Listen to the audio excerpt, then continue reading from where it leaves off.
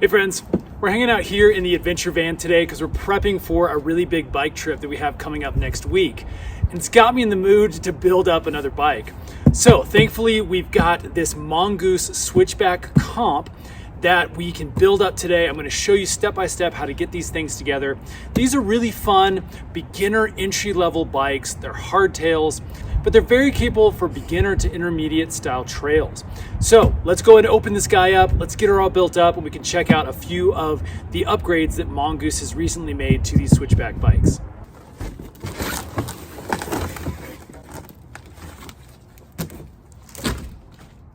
Okay, as you can see, there's a lot of protective goodies that still surrounds this bike.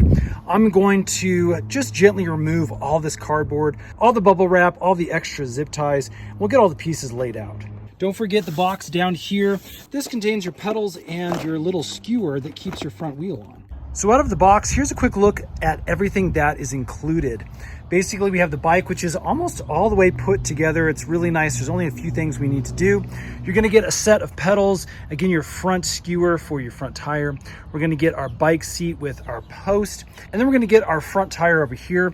Remember, there are some plastic bits here on either side.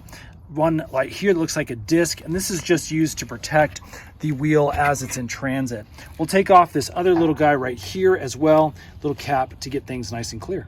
There is one more protective piece on the cassette side of the bike as well on the back here, and this just pulls off. You can see that protects this from getting bashed in transit.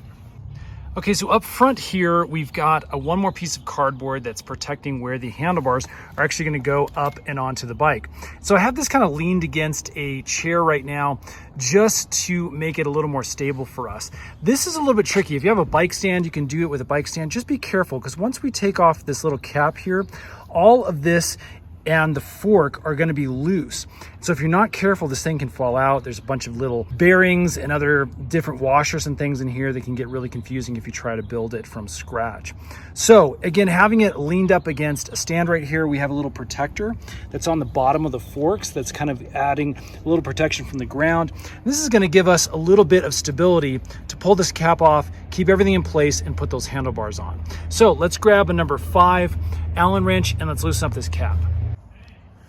So this is going to be loose, and we're just actually going to loosen it all the way up until you're able to pull that little bolt out of the threading there and actually take off the cap. Just like that. We'll set this over to the side here, and then we can actually remove this bit of cardboard, exposing the area of the fork tube where we can stick the handlebars on. Now basically we can just take the handlebars here, make sure all of your gear tubing, brake tubing is out of the way so we can get this up and over and nicely into place. Again, the head stem should be pointing forward. If you need to loosen up these bolts right here, they're a number 6. There's one here and there's one on the other side. Loosen this up a little bit and that'll slide all the way down into place. Should look like this when you get done. As you can see, our brakes and our gear shifters are pointed in the forward direction. There will be a little bit of a gap right here. That's okay. Again, we're just going to get a lot of stability. There's a few spacers that you can see are on top right here. And we're going to go ahead and line things up. Again, as best you can, you want this front end of our little head stem to be lined up with the logo so it's nice and straight. Don't worry about being perfect at this point because we can actually make micro adjustments later. Once everything looks fairly straight, then we can go ahead and tighten down these 2 bolts again using number 6. Okay, once I've snugged these bolts down, we're now ready to put our little cap back in, and basically you can just kind of finger tighten this, and then again get out that number 5 Allen key, and we'll tighten that all the way down. Now, again, I've just kind of snugged everything down right now to keep them in place. We're going to do a final really good tighten after everything is put together and we have all of our micro adjustments locked into place. Okay, the next thing we can do is actually put the seat on. Now, what you'll find up here is a little quick release, and this is just going to open up like this. It's going to allow that tube to be just a little extra open, and that allows us to put the seat just right down in like this. Again, the height doesn't exactly matter at this point, and again, we can kind of snug that down. We are going to need to tighten this up before we ride, but again, all we need right now is the seat to be on so we can use that as a stabilizer. Now for these next bits to get the front wheel on, as well as the pedals, it helps to have the bike upside down. So I'm gonna flip this upside down. Again, we're gonna have it on the handlebars in the seat, and that's gonna stabilize it a little bit easier and allow us to get that front tire on first. If you can get things looking like this, it's gonna give us a nice, good ability to reach the pedals and again, that front tire. Now, again, those forks have this little plastic garter that's on here. You may need to take a hammer and kind of bang at the bottom here in the middle.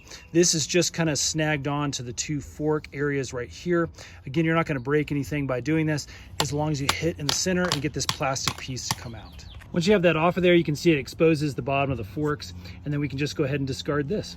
Okay, I've got my front tire out, and basically you need to have the little rotor, this metal piece right here, facing the area where the brake is on that side of the fork, just like that. What we're gonna do is we're gonna slide that rotor directly down into that little slot there where the brakes are. So this is fairly easy. Just gonna take it, we're gonna slide it in. As you can see, you have to come in from the side there. And everything should really align very nicely once you have it in place. Okay, next thing I'm gonna do is find your front skewer here. This has a little quick release on one end and then a little nut on the other. And this is what holds the bike in place. You can see there's a little hole there that this is gonna feed directly through and then clamp onto the bottom of those forks. So the way that this goes in, and what helps me remember, is these quick releases line up on either side of this bike. So if I go over here on the back, you can see we have one quick release over here, which means we're gonna put this side of the quick release on the same side on the front. So it'll go just like this. What we need to do is we need to take the spring and the nut off of this side, and remember again the direction these go in. You can see that big opening goes towards the nut like that. So again, remember the format for how that goes.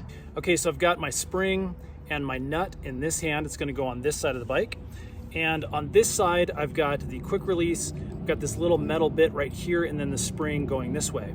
So I'm gonna feed that end, again with the spring on the end, all the way through from the opposite side over here, again matching up the quick releases on this side of the bike. Then as you can see, the skewer sticks through there. So what I'm gonna do is I'm gonna take the spring, we're gonna put that on first, and then I'm gonna take that little nut and we're gonna screw that into place.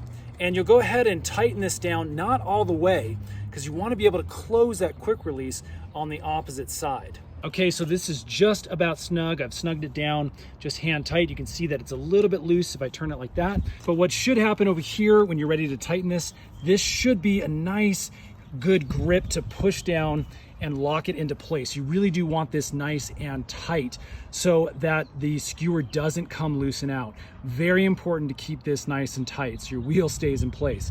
Let's go ahead and give it a spin. It looks like everything is working great. The rotor's moving through the brake great.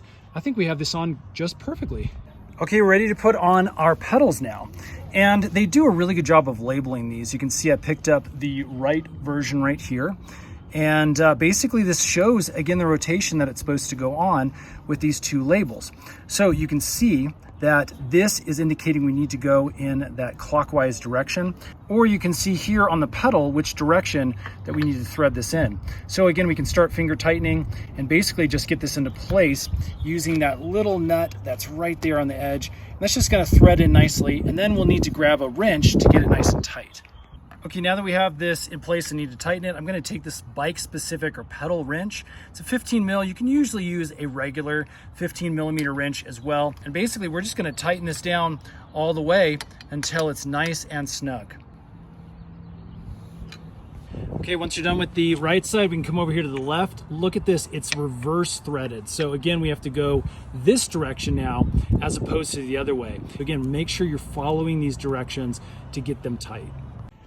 Okay, with both pedals on, we're now ready for our final checks. First thing I'm seeing is that we need to get the chain on. You can see it down here, it's off of that cog right there. And so what I'm gonna do is I'm gonna come over here to our derailleur. And basically what you can do is you can push this forward, that's gonna give you slack in the chain and allow us to move that up and around that bottom ring.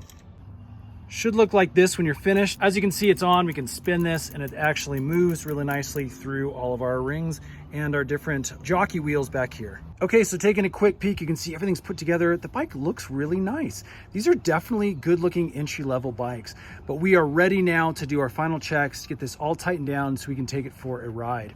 So first things first, let's get the seat in place. Again, what we can do is loosen this up and get our correct height for you as a rider. This may need to be something you play with a little bit. And then once you have the right size, you do need to tighten down this little ring right here. When you close this quick release, it actually takes a little bit of muscle to get it nice and tight. You don't want that seat sliding up and down when you're riding. We've actually got some nice little sizing marks down here so you can keep track of your correct height. You can see I've got mine right about the 5 mark. That works for me here on this large frame. The other thing you'll need to do is make sure your seat aligns with that top tube. You want this nice and straight and not shifted off to the side in any way. The thing we'll do is come up here to the handlebars, and we need to make sure those are straight with the front tire. Now it may be a little bit hard to see, but this is a little bit kinked off to the side here. So I'm gonna loosen up these bolts again that are on the side of the stem.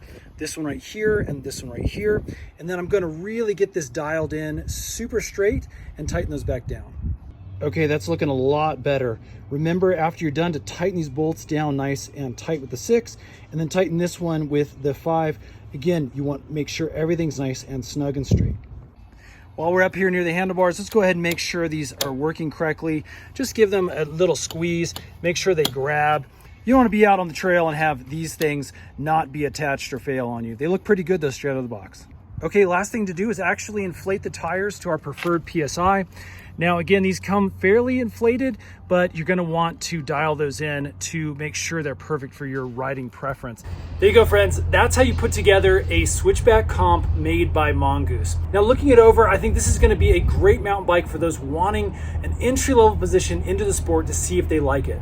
It's definitely going to be great on some of the beginner level green trails, but anything more advanced than that, you really are going to want to step up to one of the other models that Mongoose makes. So definitely do a little bit of research to see what is available.